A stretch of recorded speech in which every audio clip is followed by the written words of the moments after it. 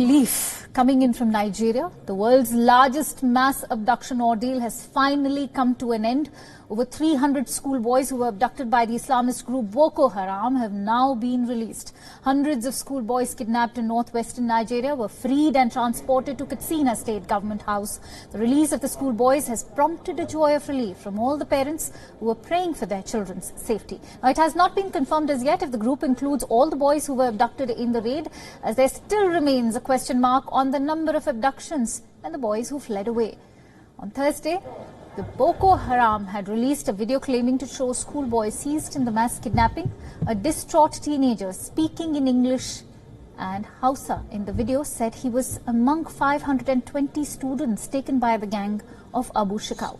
Earlier, the blame was pinned on the bandits who have terrorized the region for years. The Islamist group abducted over 300 students in Nigeria's Katsina state. More than 100 armed rebels of Boko Haram on motorcycles stormed the rural school, forcing students to flee and hide in the surrounding bush. A number of boys were able to escape, but many were captured, split into groups and taken away. According to sources, the Islamist group recruited 3 local gangs for the kidnapping. Despite the government making security a priority in Nigeria, the situation is deteriorating ever since Muhammadu Buhari took charge as the president in 2015. This latest incident brings back memories of how Boko Haram unleashed its terror back in 2014 when it kidnapped more than 270 girls from a school in Chibok. Since then, about half of those girls have been found or freed, and an unknown number are believed to have died. For more details, let's quickly go across to WION's correspondent Phil Ihaza, who's joining us live from Abuja with more details. This, of course, Phil, is a rather startling and relieving end to an abduction which was still some time ago being compared to Boko Haram's 2014 abduction of the girls in Chibok. What is the current feeling in Kankara and Nigeria at large? Also, is there any clarity being given on the number of boys who will be returning?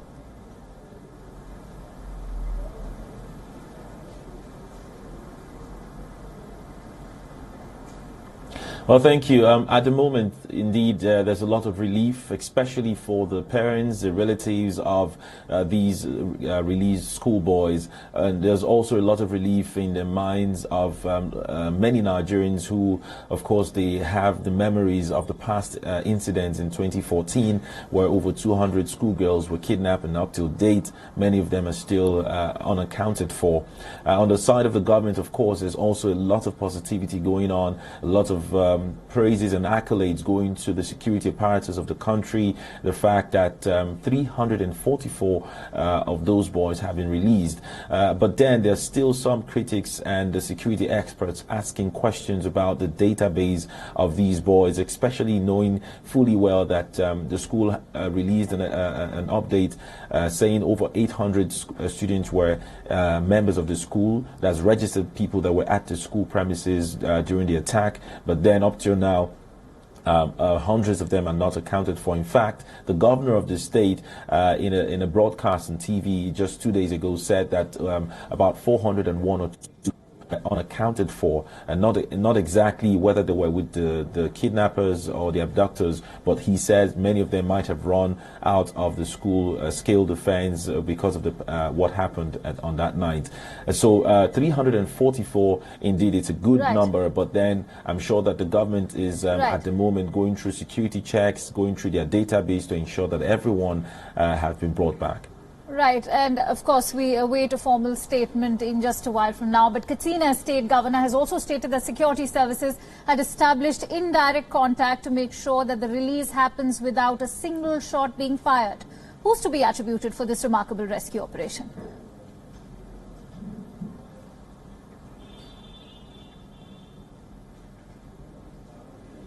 So that's also a part where there's a lot of gray area to know exactly how the government secured the release of these boys. Not a lot of details have been given yet, and that's understandably so, because it was a very sensitive operation that was carried out. The government gave 2 accounts of the security operation that brought about the release. They said on one account that the military had cordoned off the area and there was a military operation, but they were going going to ensure that no single shot was fired because of the children that were involved.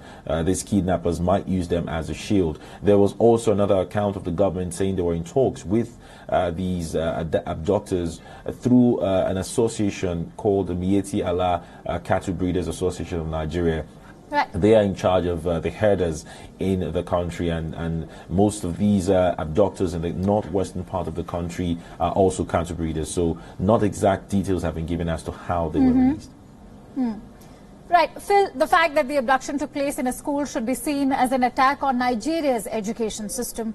How will the past agonizing week now impact the confidence level of children, parents, and even the government?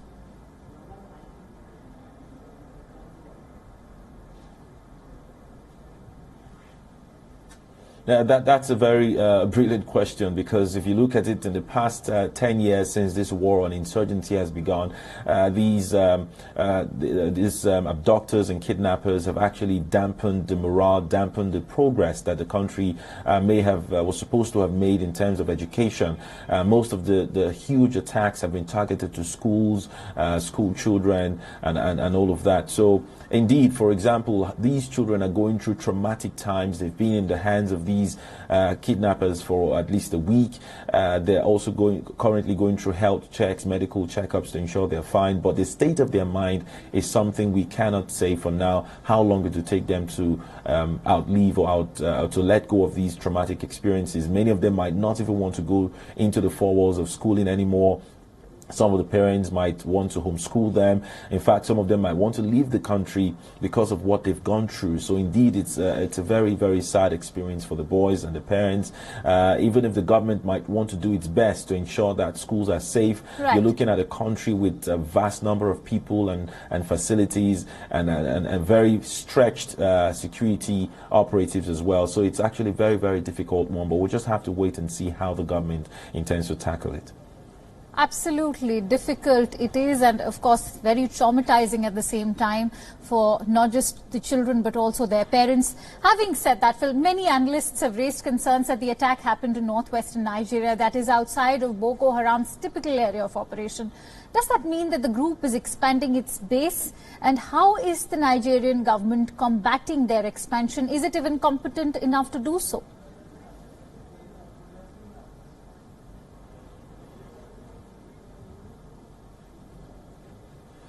So the government up till now have actually debunked that claim, in spite of the fact that an audio and a video was released from the members of the insurgent group Boko Haram. But the government have continued to debunk that claim, saying that their security information available did not pose any direct link of the insurgents to this particular attack. They are still saying that the attack was carried out by some local bandits, armed bandits, who have been carrying out kidnapping and banditry in the northwestern region. But the government also says that they are going to study this attack. They're also going to follow up. Even if the students have been released, they're going to ensure that they study the schematics of how this happened to prevent any further occurrence. It's also very worrying the fact that the Boko Haram insurgents could even link it to the northwest, because that also poses a threat to the already stretched security system in the country. And so that's why security experts are saying that the country might need to look inwards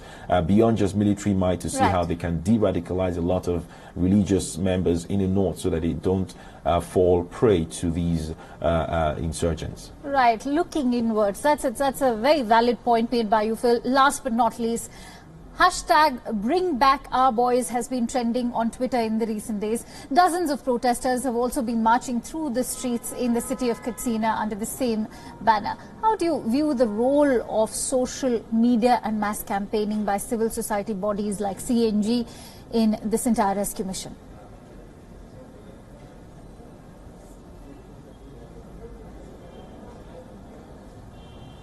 Now, absolutely. The role of social media in all of this has been really, really remarkable. If you look at even in the past, in the last attack, when it happened in 2014, the world actually woke up to the news of that attack, and it forced government to even, do a lot about it. The role of social media, for example, this time, Bring Back Our Boys, for the last 1 week, it's been trending on social media. There's been protests, there's been organizations by civil society organizations and activists demanding for answers. That might have also put a lot of pressure on the government, for them to act quickly and swiftly. If you look at the account of the governor 2 days ago when he was talking to pressmen, he said they've hardly slept. They've been having series of meetings with security operatives comprising of the military, the police, and even the civil defense corps to ensure that everything is done to ensure that these boys are brought back safe and sound. And so, indeed, we cannot overemphasize the role of social media in all of this.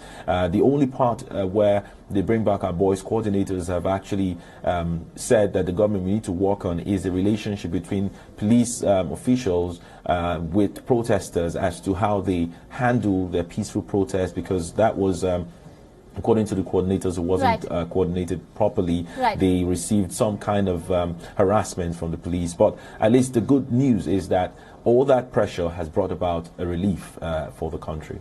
It certainly is a day of relief for Nigeria. Having said that, the government also needs to ensure that such attacks are not repeated again. Thank you so much, Phil Ihaza, for joining us live from Abuja with all those precious inputs.